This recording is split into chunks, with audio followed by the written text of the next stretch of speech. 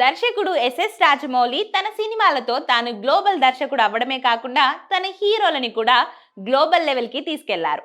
మరి వారిలో డార్లింగ్ ప్రభాస్ కూడా ఒకరు. ప్రభాస్ కి జపాన్ దేశంలో బాహుబలి సిరీస్ లో ఎనలేని ప్రేమ సొంతమైంది. అక్కడ నుంచి తన సినిమాలకి డిమాండ్, అలాగే ప్రభాస్ అంటే క్రేజ్ అలా పెరుగుతూ వచ్చాయి.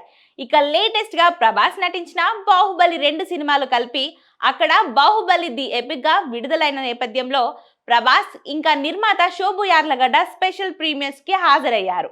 ఈ క్రమంలో ప్రభాస్ రాజమౌళి పంపిన ఓ లేఖని పంచుకున్నాడు. ఇందులో జక్కన్న ప్రభాస్ కోసం ఓ ఇంట్రెస్టింగ్ అంశం చెప్పడం జరిగింది. తాను 4 సార్లు జపాన్ కి వెళ్లి ఉంటానని, వెళ్ళిన ప్రతిసారి ఎదురైన ప్రశ్న ఏదైనా ఉంది అంటే అక్కడి ఆడియన్స్ ప్రభాస్ ఎప్పుడు ఇక్కడికి వస్తాడు అని అడుగుతూ ఉంటారని తెలిపాడు. మొత్తానికి నా బాహుబలి తన రెండో ఇంటికి చేరుకున్నాడు. ఈ విజిట్ ని కూడా నువ్వు ఎంజాయ్ చేస్తున్నావని అనుకుంటున్నానని రాజమౌళి తెలిపారు.